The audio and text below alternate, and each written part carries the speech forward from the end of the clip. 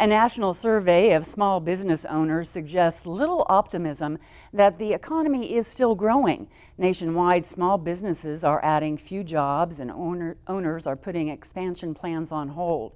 Several entrepreneurs in Oklahoma are telling a different story. They have high hopes for the future and say their businesses are an example of what can be accomplished with the support of the community and the right location. According to the National Federation of Independent Business, this is not a boom time for small businesses.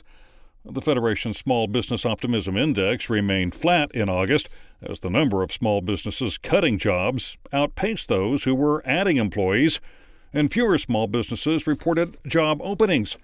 State NFIB Director Jared Schaus says the business doldrums are a reflection of what's happening in the nation's capital.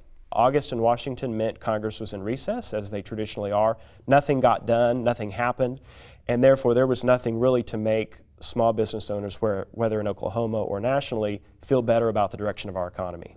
The survey did contain some positive news, with many small businesses reporting that, while they're not hiring now, that situation is about to change. When you look at the next 6 months, small business owners reported a spike in the number of positions they wanted to add. They want to hire. But in the short term, there actually was a decrease in the number of positions that they have open. So they're not hiring now, but they're very optimistic about the future. That optimism is reflected in the owners and managers of small businesses in the Plaza District of Oklahoma City. Back in the 30s, the Plaza District was a thriving commercial area with shops, restaurants, bars, and the old Plaza Theater. The theater closed in 1979, and urban decay began to set in. Things turned around in the 90s as the neighborhood began to reinvent itself, and volunteers began to revitalize the Plaza District. Today, the district is bustling with art galleries, restaurants, and retail stores.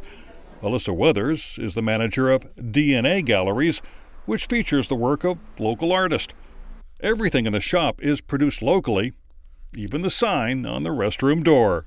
People want to support something local. They want to feel that they've done something great, and they really have. They truly have.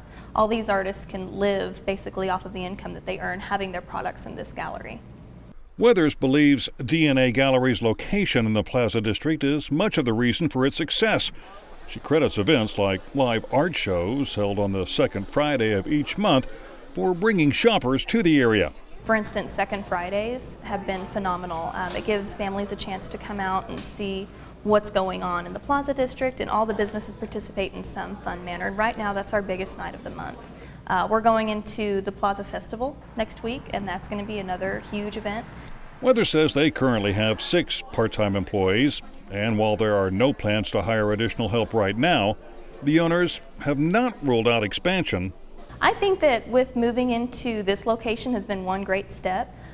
Looking to the future, seeing what kind of crowds come in and how we evolve our business, looking to the future would be the greatest determining factor. But right now, I think we're trying to fill in our shoes in our current location. Right next door to DNA Galleries is a relatively new establishment.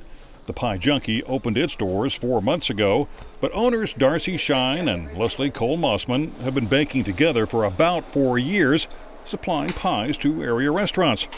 Shine says they finally decided to open their own shop 4 months ago. We researched, we looked hard for locations that we felt would be good for our business.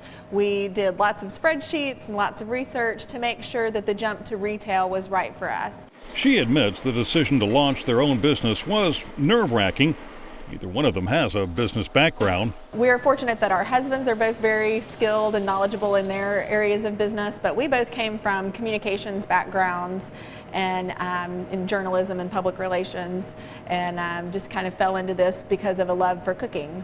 Co-owner Leslie Cole Mossman says each of them brings something different to the table. Darcy is very much the office manager, if you want to call that position. You know, as far as like bookkeeping and employee relations, all that. She is really organized and very much a taskmaster. And I kind of take care of more of the kitchen and running the kitchen schedule. When they started the business, the pair had about 40 different flavors of pies, but soon whittled that down to a few favorites and some specialty items. Our most popular is our macadamia key lime. and that's a traditional key lime tart filling, and we have chopped macadamia nuts in the crust. We also try to start every day with a drunken turtle pie. That's a baked fudge pie with pecans and salted bourbon caramel. We always have a fruit pie of some type, and this summer strawberry rhubarb and our strawberry diner pie have been really popular.